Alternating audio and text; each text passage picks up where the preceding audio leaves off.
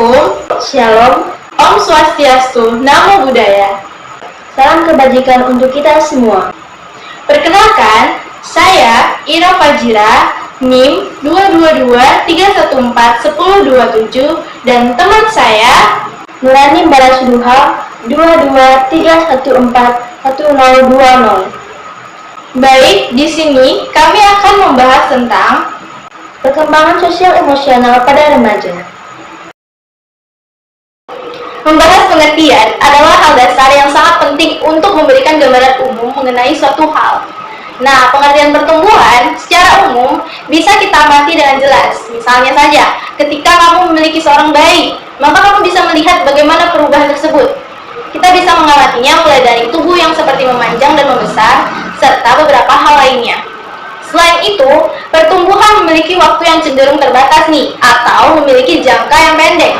Biasanya, waktu pertumbuhan tersebut akan dipengaruhi oleh usia dan juga kemampuan objek tersebut.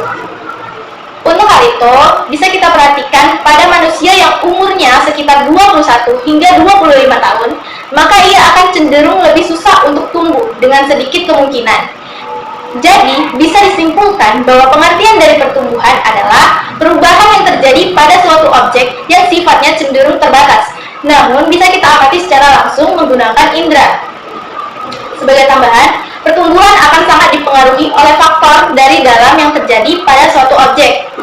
Nah, setelah kita mengetahui pertumbuhan, kita akan beralih ke perkembangan nih. Apa sih itu perkembangan? Perkembangan yang perlu diketahui adalah perkembangan yang memiliki sifat kualitatif. Artinya, semua aspek yang berubah pada objek sebenarnya disebut dengan perkembangan. Dari pengertian ini, perkembangan memiliki range yang lebih luas daripada pertumbuhan sebenarnya. Pertumbuhan juga masuk dalam nilai perkembangan. Contoh, dari perkembangan ini adalah semisal kamu memiliki seorang bayi. Pada awalnya, bayi tersebut hanya bisa tidur terlentang tanpa melakukan apa-apa. Namun, seiring waktu, ia bisa berjalan. Maka perkembangan terjadi sang bayi yang tadinya hanya bisa tidur saja, sehingga ia bisa bergerak. Hal itu adalah bukti bahwa sebuah perkembangan tersebut terjadi pula secara bersamaan. Jadi dapat kita simpulkan bahwa perbedaan pertumbuhan dan perkembangan ini terlihat jelas ya. Kalau misalkan pertumbuhan itu bisa kita lihat melalui fisik, sedangkan perkembangan bisa kita lihat melalui mental sang anak dan pemikiran sang anak tersebut. Setelah mendengar penjelasan tentang apa itu perbedaan dan perkembangan pada anak, sekarang saya akan membahas mengenai apa itu sosial emosional. Yang dimaksud dengan sosial emosional yaitu proses belajar anak dalam menyelesaikan diri untuk memahami keadaan serta perasaan ketika berinteraksi dengan orang-orang di lingkungannya dengan cara yang pertama yaitu mendengar, yang kedua mengamati, yang ketiga yaitu dengan meniru hal-hal yang dilihatnya. Ada beberapa hal yang meliputi perkembangan sosial emosional pada anak. Yang pertama yaitu kemampuan berkomunikasi, yang kedua memahami diri sendiri dan orang lain, yang ketiga kemampuan mengendalikan emosi atau perasaan, yang keempat bersimpati dan berempati terhadap orang lain, yang kelima membangun interaksi sosial yang hangat dan berkualitas dengan orang lain, dan yang keenam mampu menunjukkan sikap dan perilaku yang perlu penghargaan terhadap diri sendiri dan orang lain yang sesuai aturan masyarakat di sekitarnya. Perkembangan sosial emosional ini juga memiliki definisi yang sama dengan perkembangan kognitif dan motorik. Remaja adalah waktu manusia berumur belasan tahun. Pada masa remaja, manusia tidak dapat disebut dewasa, tetapi tidak dapat pula disebut anak-anak. Masa remaja adalah masa peralihan manusia dari anak-anak menuju dewasa. Masa remaja berlangsung dari usia 12 sampai 20 tahun, dengan pembagian sebagai berikut. Yang pertama, masa remaja awal umur 12 sampai dengan 15 tahun. Yang kedua, remaja pertengahan umur 15 sampai dengan 18 tahun. Dan yang ketiga, remaja terakhir umur 18 sampai 20 tahun. Masa remaja merupakan masa yang penuh gejolak. Pada masa ini, mood atau suasana hati bisa berubah-ubah dengan sangat cepat. Perubahan mood atau swing yang drastis pada para remaja ini seringkali dikarenakan beban pekerjaan rumah, pekerjaan sekolah, ataupun kegiatan sehari-hari yang di rumah. Meski mood remaja yang mudah berubah-ubah dengan cepat, hal tersebut belum tentu merupakan gejala atau masalah psikologis. Dalam hal kesadaran diri, pada masa remaja, para remaja mengalami perubahan yang dramatis dalam kesadaran diri mereka atau self-awareness. Mereka sangat rentan terhadap pendapat orang lain karena mereka menganggap bahwa orang lain sangat mengagumi atau sangat mengkritis mereka seperti mereka mengkagumi atau mengkritis diri mereka sendiri. Anggapan itu membuat remaja sangat memperhatikan diri mereka dan citra yang direfleksikan atau self-image. Remaja cenderung untuk menganggap diri mereka sangat unik dan bahkan percaya keunikan mereka akan berakhir dengan kesuksesan dan ketenaran. Remaja putri akan bersolek berjam-jam di hadapan cermin karena ia percaya orang akan melirik dan tertarik pada kecantikannya. Sedangkan remaja putra akan membayangkan dirinya dikagumi lawan jenisnya jika ia terlihat unik dan hebat. Pada usia 16 tahun ke atas, keekstraktikan remaja akan berkurang dengan sendirinya jika ia sering dihadapkan dengan dunia nyata. Pada saat itu, remaja akan mulai sadar bahwa orang lain ternyata memiliki dunia tersendiri dan tidak sama dengan yang dihadapi ataupun yang dipikirkannya. Anggapan remaja bahwa mereka selalu diperhatikan oleh orang lain kemudian menjadi tindakan yang berdasar. Pada saat inilah remaja mulai dihadapkan dengan realitas dan tantangan untuk menyesuaikan impian dan anggapan-anggapan mereka dengan kenyataan.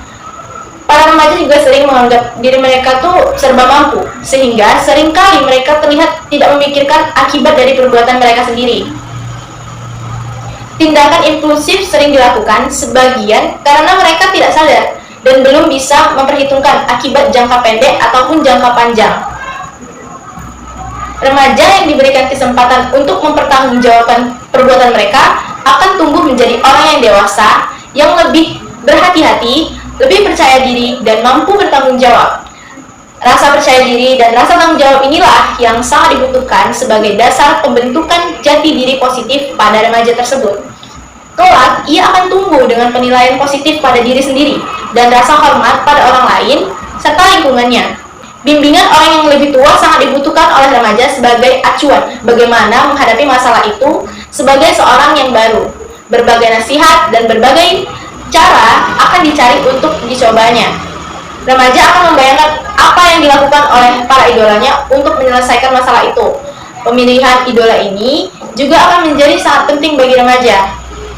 Nah, dari beberapa dimensi perubahan yang terjadi pada remaja, seperti yang telah dijelaskan, maka terdapat kemungkinan-kemungkinan perilaku yang bisa terjadi pada masa ini. Di antaranya adalah perilaku yang mengundang risiko dan berdampak negatif pada remaja, dan perilaku yang mengandung risiko pada masa remaja, misalnya seperti penggunaan alkohol, tembakau, dan zat lainnya. Aktivitas sosial yang berganti-ganti pasangan dan perilaku menentang bahaya seperti balapan motor, naik gunung, dan lain-lainnya. Alasan perilaku yang mengundang risiko ada bermacam-macam dan berhubungan dengan dinamika fobia atau yang disebut dengan kontrofobik dinamik. Rasa takut dianggap hal yang dinilai rendah, perlu untuk menegaskan identitas maskulin dan dinamika kelompok seperti tekanan teman-teman sebaya.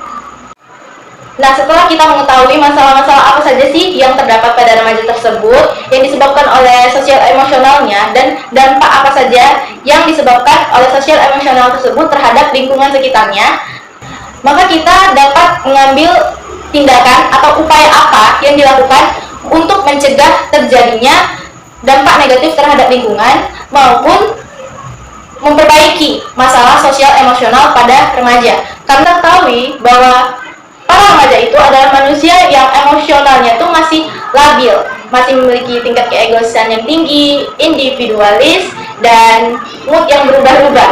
Nah, apa sih yang dapat kita lakukan atau tindakan apa yang dapat kita berikan kepada para remaja yang memiliki gangguan sosial perkembangan emosional pada dirinya sendiri? Dan kita sebagai masyarakat, apa yang bisa kita lakukan untuk menangani kasus ini? Nah, upaya yang dapat dilakukan dalam permasalahan pertumbuhan pada masa remaja. Untuk orang tua yang kadang sulit mengendalikan emosi remaja, berikut ini cara yang bisa Anda lakukan untuk mengendalikan emosi remaja. Yang pertama, dengan melakukan relaksasi. Yang kedua, menyarankan anak untuk menulis. Yang ketiga, bermain musik. Yang keempat, menyalurkan hobi. Yang kelima, mengawasi perilakunya. Yang keenam, mengatasi akar masalahnya. Yang ketujuh, memberitahu anak untuk meluapkan perasaannya. Yang kedelapan, memberitahukan kepada anak untuk memberikan perasaan orang lain. Yang kesembilan, memberikan hiburan. Yang kesepuluh, mengajarkan anak untuk bisa mengintrospeksi diri. Cobalah untuk menjelaskan kepada para remaja bahwa untuk penyelesaian masalah tidak harus menggunakan emosi, karena dengan data tersebut, pikiran tidak akan bisa jernih dan akan sulit menemukan solusi.